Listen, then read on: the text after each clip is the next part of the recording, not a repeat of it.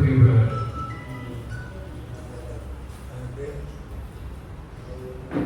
പണ്ടാണ് ഞങ്ങൾ ഒന്നാം വർഷം ഡിഗ്രിക്ക് പഠിക്കുന്ന കാലത്ത് മലയാളത്തിലെ പ്രധാനപ്പെട്ട വ്യത്യസ്തമായ ഒരു ആനുകാലിക പ്രസിദ്ധീകരണം തീർച്ചയായും കലാകൗമുദി ആയിരുന്നു. കലാകൗമുദിയിലെ 2 പേജ്, ഒന്നിച്ചുള്ള 2 പേജുകളിലായി ഇത്രയുമാണ് അംബികയുടെ വർത്തമാനങ്ങൾ എന്ന കവിത അന്നത്തെ 18 വയസ്സുകാരായി ഞങ്ങളൊക്കെ വായിച്ചിട്ടുണ്ട്. ഇവിടെ CP മാഷ് സൂചിപ്പിച്ച പോലെ അത് വേറൊരു ഭാഷയിലുള്ള എഴുത്തായിരുന്നു. അതിനു മുമ്പ് രാവണി എന്ന പേര് കേട്ടിട്ടില്ല. കേൾക്കാമായിരുന്നു, കാരണം രാവണിയുടെ അടുത്ത സുഹൃത്തുക്കളായ TK രത്നാകരനും T പവിത്രനുമൊക്കെ എന്റെയും സുഹൃത്തുക്കളാണ്. അവര് മുതിർന്ന ആളുകളായതുകൊണ്ട് നിത്യമായ സമ്പർക്കം ഇല്ല എന്നേ ഉള്ളൂ. ആ കവിത ഞങ്ങൾ വായിക്കുന്നു. അന്ന് നമുക്കെല്ലാം അറിയുന്ന പോലെ മോഡേണിസത്തിന്റെ കാലമാണ്. കവിത സാധാരണ ഭാഷയിൽ പാടില്ല എന്ന തീരുമാനമാണ് അറിഞ്ഞോ അറിയാതെയോ കവികൾ സ്വീകരിച്ച കാലം.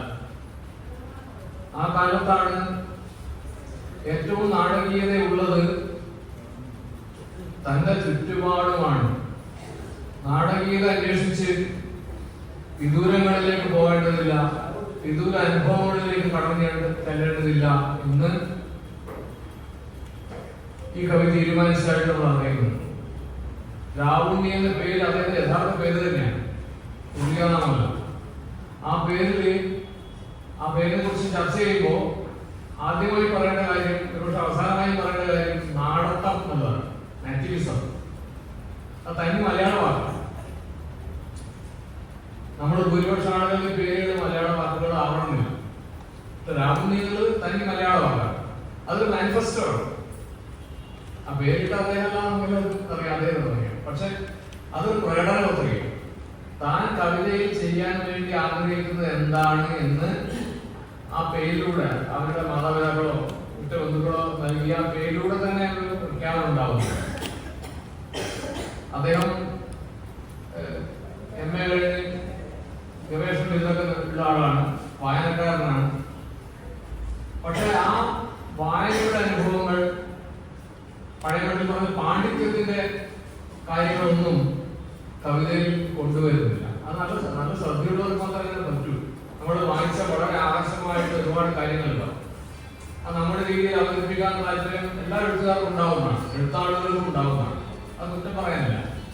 പക്ഷെ അതൊക്കെ വേണ്ട എന്ന് വെച്ചുകൊണ്ട് തനിക്ക് നന്നായി അറിയാവുന്ന, തന്റെ കണ്ണുകൊണ്ടും ഉൾക്കൊണ്ടുകൊണ്ടും അറിയാവുന്ന കാര്യങ്ങളിൽ തന്നെ, ജീവിതങ്ങളിൽ തന്നെ, സാമൂഹ്യ മേഖലകളിൽ തന്നെ നാടകീയമായ, ചരിത്രപരമായ പ്രാധാന്യമുള്ള, വൈരുദ്ധ്യാത്മകതയുടെ സവിശേഷ സൗന്ദര്യമുള്ള ഒരുപാട് കാര്യങ്ങളുണ്ട് എന്ന് രാവുണ്ണി തിരിച്ചറിയുന്നത്.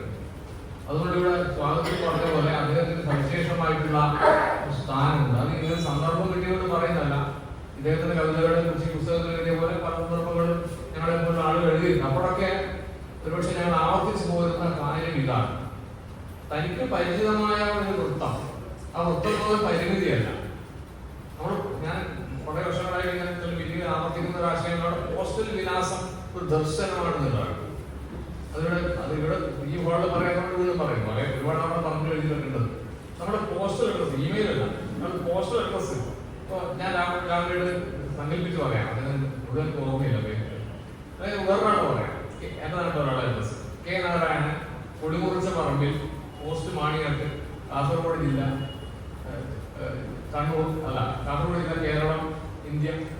ഇതൊരു കവിതയാണ്. നമ്മുടെ എല്ലാവരും പോസ്റ്റൽ അഡ്രസ് കവിതയാണ്. കാരണം K നാരായണൻ ഒറ്റക്കാണ്. K നാരായണൻ അയാളെക്കാൾ വലിയ യൂണിറ്റായ കൊടിമുറിച്ച പറമ്പിലാണ്. കൊടിമുറിച്ച പറമ്പിൽ ഒറ്റക്കല്ല, കൊടിമുറിച്ച പറമ്പിൽ അയാൾ അതിനേക്കാൾ വലിയ യൂണിറ്റായ കാസർഗോഡാണ്, മാണിയാട്ടാണ്.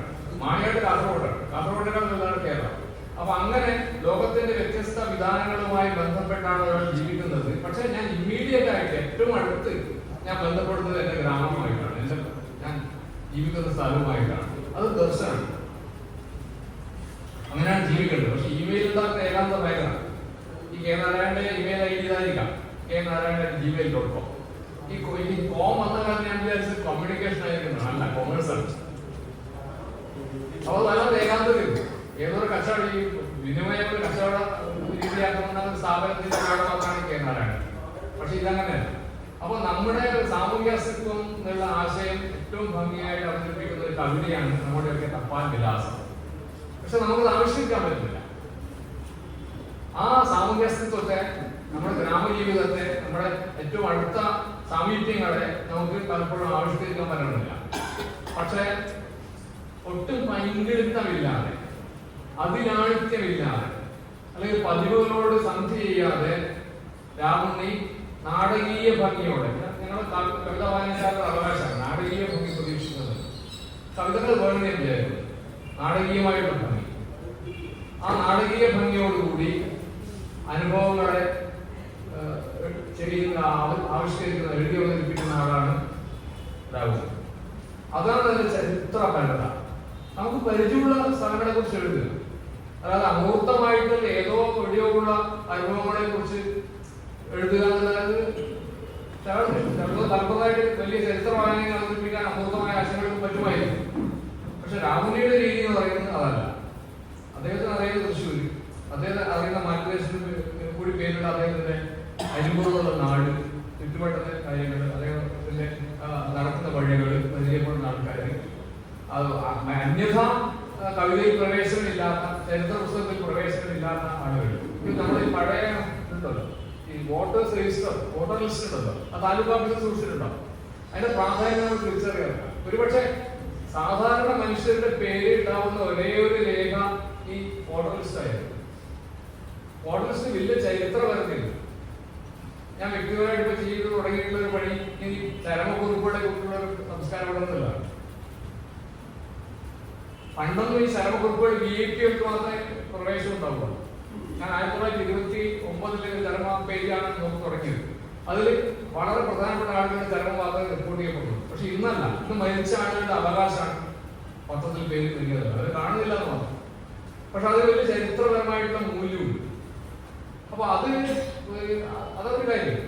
അങ്ങനെ തന്റെ നാട്ടിൽ തന്നെ പരിചയമുള്ള, താൻ നേരിട്ട് കണ്ട് ജീവനോടെ കണ്ടിട്ടുള്ള, തന്റെ കണ്ണുകൊണ്ട് ഉൾക്കണ്ടുകൊണ്ട് കണ്ടിട്ടുള്ള മനുഷ്യരുണ്ട്. അവർക്ക് ഇടം കൊടുക്കുക എന്നുള്ളത് ഒരു കവിയുടെ ചുമതലയാണ്. പണ്ട് കൺട്രി ചർച്ചയായിട്ട് ഞങ്ങൾ പണ്ട് പഠിച്ച LG country ചർച്ചയാണെങ്കിൽ mute inglorious Milton എന്ന് പറയുന്നത്. ഗ്രാമത്തിലെ ശ്മശാനത്തിൽ നിന്നിട്ട് ഒരാൾ എല്ലാവർക്കും പറയുന്നു, ഇവിടെ മ്യൂട്ടായ, നിശബ്ദമായി പോയ ഇൻഗ്ലോറിയസ് സിദ്ധിയിലേക്ക് വരാതെ മിൽട്ടൺ ഉണ്ട്, മഹാകവികളുണ്ട് എന്ന് പറയുന്നു. ഗ്രാമത്തെ ഗ്ലോറിഫൈ ചെയ്യുന്ന, മഹത്വവൽക്കരിക്കുന്ന. അങ്ങനെയല്ലാതെ മഹത്വവൽക്കരണത്തിന്റെ പാതയിലേക്ക് പോകാതെ ഗ്രാമത്തിലെ മനുഷ്യരെ അത് കാലത്ത് ചമ്മമ്പുഴ കാലത്തേക്ക് മട്ടിലെയല്ല, വേറൊരു രീതിയിൽ കുറെ കൂടി യഥാർത്ഥമായി, പക്ഷെ എന്നാൽ ഭാവനയുടെ സൗന്ദര്യം കൂടി ഉൾപ്പെടുത്തിക്കൊണ്ട് തനിക്ക് പരിചിതമായ സന്ദർഭങ്ങളെ, പരിചിതരായ മനുഷ്യരെ അവതരിപ്പിക്കുകയാണ് പിന്നെ ഇത് ചെയ്തത്. ഞാൻ മുമ്പ് ഇദ്ദേഹത്തിന്റെ കവിതയെ കുറിച്ച് ഞങ്ങളുടെ നാട്ടിൽ നടത്തിയ ചെറിയ വർത്തമാനത്തിൽ പറയാൻ ശ്രമിച്ചൊരു കാര്യമാണ്. ആ മീറ്റിംഗ് നടന്നത് 1 വർഷം മുമ്പാണ്. അപ്പൊ അതിന്റെ തലയാഴ്ച പത്രത്തിൽ വാർത്ത വരുന്നു. ഈ ആഗോളതാപനം വർദ്ധിച്ച് വന്ന് കേരളത്തിൽ ആദ്യമായി മുങ്ങിപ്പോകാൻ ഇടയുള്ള സ്ഥലങ്ങളുടെ പട്ടി വന്ന കൂട്ടത്തിൽ ഈ രാഹുൽ താമസിക്കുന്ന സ്ഥലം ഉൾപ്പെടുന്നു. എറണാകുളം മുങ്ങിപ്പോകും ഉറപ്പായിട്ട്. തൃശ്ശൂരിന്റെ ചില ഭാഗങ്ങളിൽ കൂടി മുങ്ങിപ്പോകുന്ന സൂചന ഉണ്ടായിരുന്നു. അപ്പോ അപ്പോഴാണ് ആ പത്രം വാർത്ത വന്ന പിറ്റേ ദിവസമാണ് ചെറുപ്പൂർ നടക്കുന്ന മീറ്റിംഗ് സംസാരിച്ചത്. അപ്പൊ ഞാൻ വെറുതെ പറഞ്ഞു, ഈ കവിത ആ മുങ്ങിപ്പോകുന്ന ഗ്രാമങ്ങളുടെ രേഖയായിട്ട് പിൽക്കാലം സൂക്ഷിക്കുന്നുണ്ട്. അത് വെറുതെ വില്ലേജ് ഓഫീസറുടെ മട്ടിലുള്ള എഴുത്തല്ല, തീർച്ചയായിട്ടും. അല്ലെങ്കിൽ ചരിത്രകാരന്റെ മട്ടിലുള്ള എഴുത്തല്ല.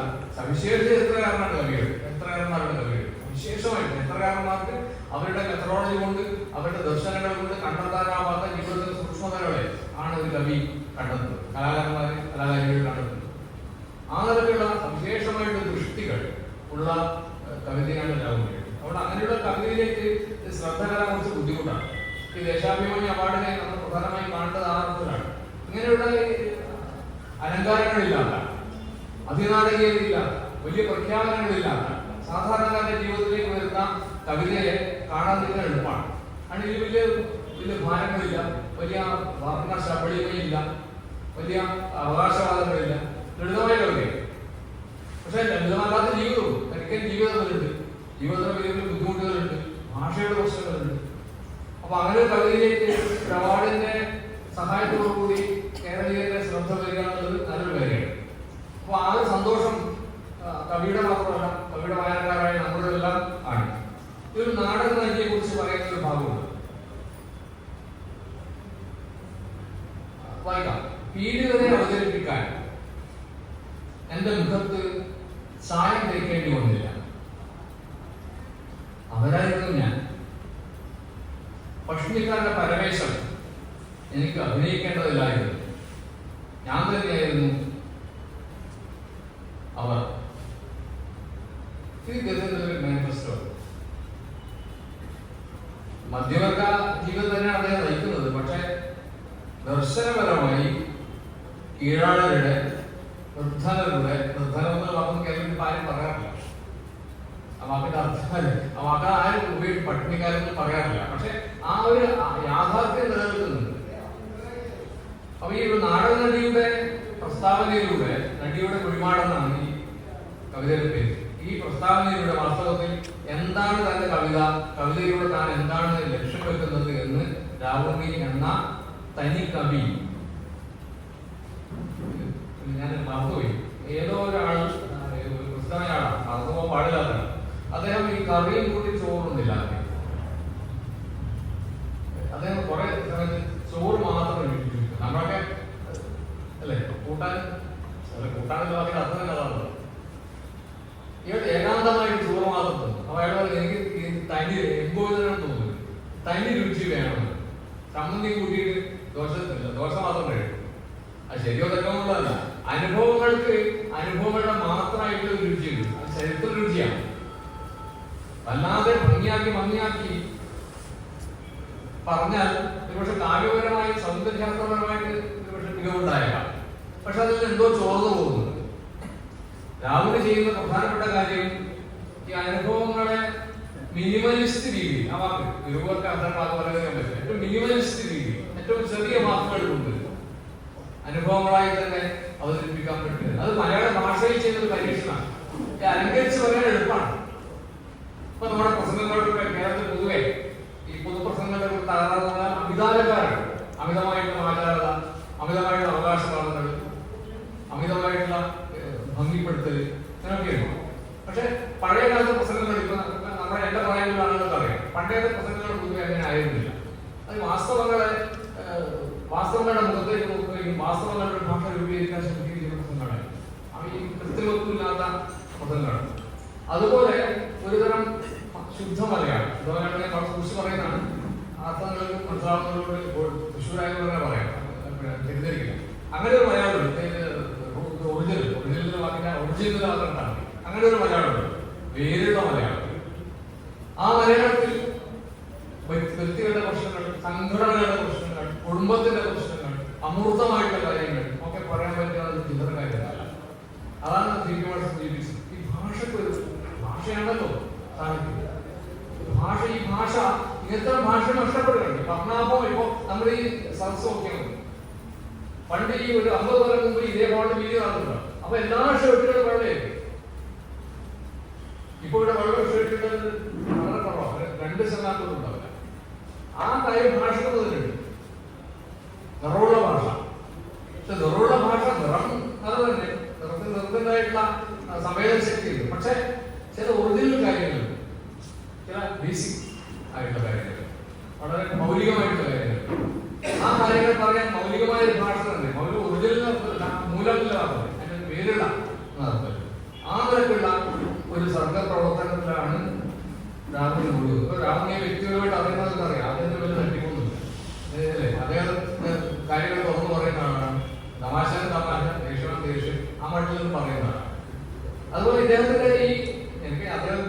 സ്ഥിരമായിട്ട് ഞങ്ങൾ ഈ യാത്ര തൃശ്ശൂർ വന്നിട്ട് പരിചയപ്പെട്ടോ ഈ ക്യാമ്പുകൾ സംഘടിപ്പിക്കാറുണ്ട്. അദ്ദേഹം സംസാരിക്കാൻ വിളിച്ചാണ്.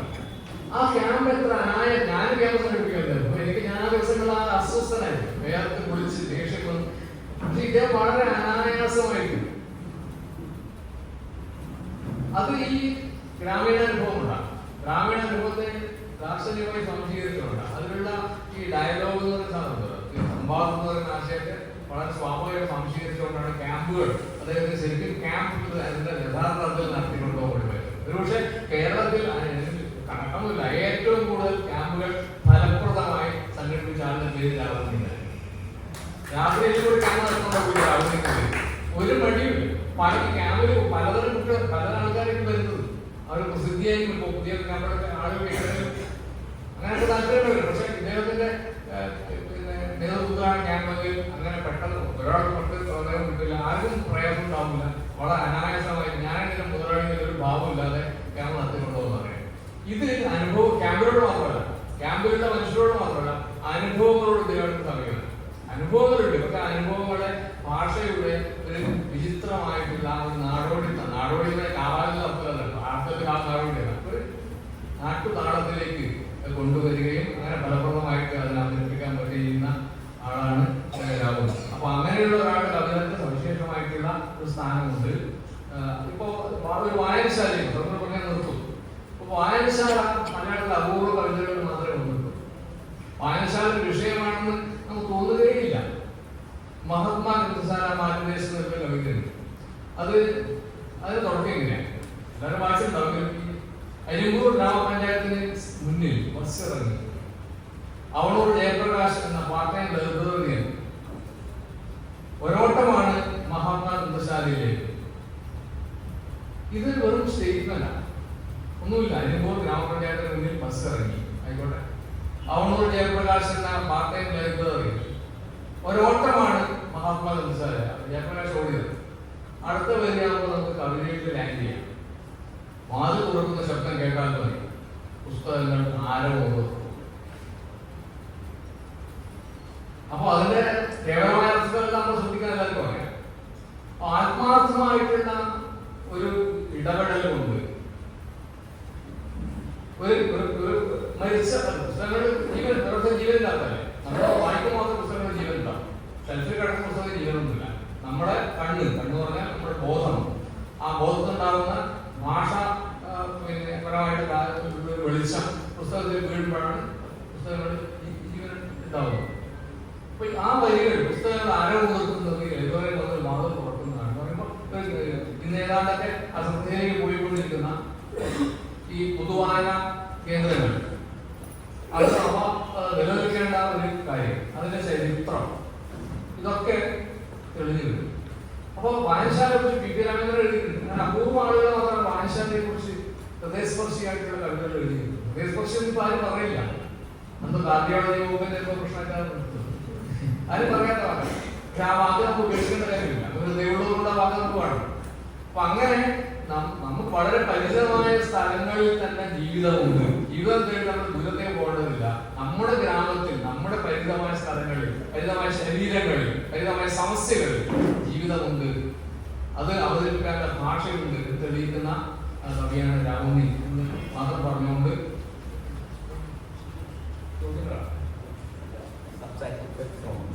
സംസാരിക്കാനായി രാമുണ്ണിയെ സന്തോഷത്തോടെ